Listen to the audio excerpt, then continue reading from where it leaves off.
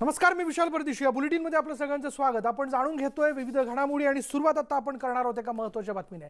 मुख्यमंत्री उद्धव ठाकरे यांनी आमदारकीची शपथ घेतली. विधिमंडळात हा शपथविधी सोहळा पार पडला. उद्धव ठाकरे यांच्यासोबत बिनविरोध निवडून आलेल्या इतर 8 उमेदवारांनीही आमदारकीची शपथ घेतली. राज्यावर कोरोनाचं संकट असल्याने नेहमीप्रमाणे भव्य कार्यक्रम न घेता विधिमंडळात साधेपणाने हा शपथविधी सोहळा पार पडला. शपथविधीसाठी उपमुख्यमंत्री अजित पवार, जयंत पाटील, बाळासाहेब थोरात यांच्यासह अनेक महत्त्वाचे नेते उपस्थित होते. उद्धव ठाकरे यांच्या आमदारकीवरून राज्य सरकारसमोर मोठा पेच उभा राहिला होता. पण उद्धव ठाकरे यांनी विधान परिषदेवर बिनविरोध निवड झाल्याने महाविकास आघाडीने सुटकेचा निश्वास सोडला होता. विधान परिषदेच्या 9 जागांसाठी झालेल्या निवडणुकीत अर्ज मागे घेण्याच्या अंतिम मुदतीमध्ये 13 पैकी 4 उमेदवारांनी आपली माघार घेतल्याने मुख्यमंत्री उद्धव ठाकरे यांच्यासह सर्व 9 अधिकृत उमेदवारांची बिनविरोध निवड झाल्याची माहिती मुख्य निवडणूक अधिकारी कार्यालयाने दिली होती.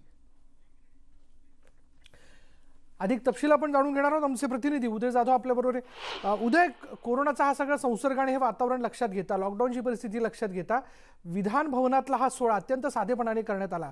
कोण कोण याला उपस्थित होतं आणि कशा पद्धतीने हा सोहळा पार पडला?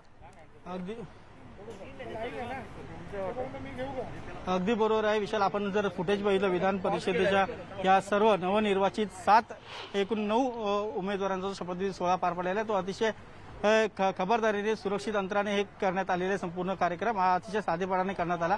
जर फुटेजमध्ये बघितलं तर जे समोर सेंट्रल हॉलमध्ये जे अन्य जे मान्यवर उपस्थित होते ते देखील सोशल डिस्टन्सिंगचे पूर्णपणे नियम पाळूनच एकमेकांपासून अंतर ठेवून सर्वजण उपस्थित होते. सर्वात प्रथम शपथ घेतली ती मुख्यमंत्री उद्धव ठाकरे यांनी.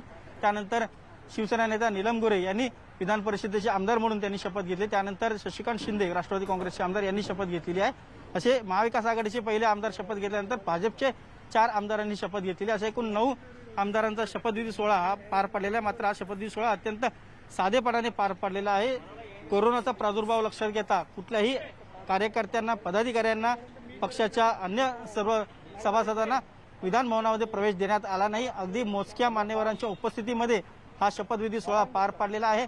मुख्यमंत्री उद्धव ठाकरे हे आता अधिकृत आमदार झालेले आहेत विधान परिषदेचे. त्यामुळे सरकारसमोर जे एक संकट उभं राहिलं होतं ते संकट आता दूर झालेलं आहे. सरकार आता स्थिर आहे.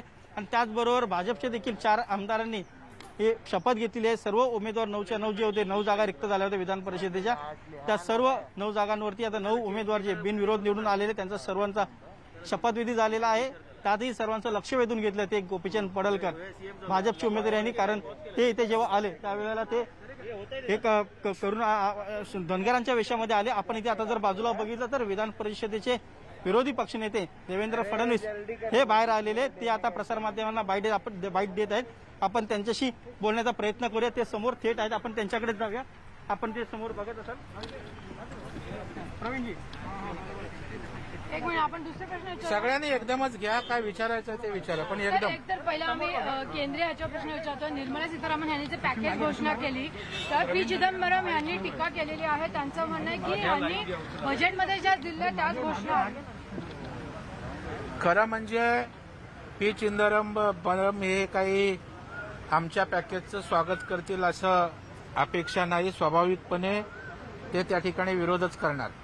परंतु पृथ्वीराज चव्हाण ज्यांनी पंतप्रधान कार्यालयाचं काम केलंय, ज्यांना बऱ्यापैकी अर्थव्यवस्था माहीत आहे, त्यांनी तर 20 लाख कोटीचं पॅकेज द्यावे अशा प्रकारची मागणी केली होती आणि त्याचं विवेचन केलं होतं.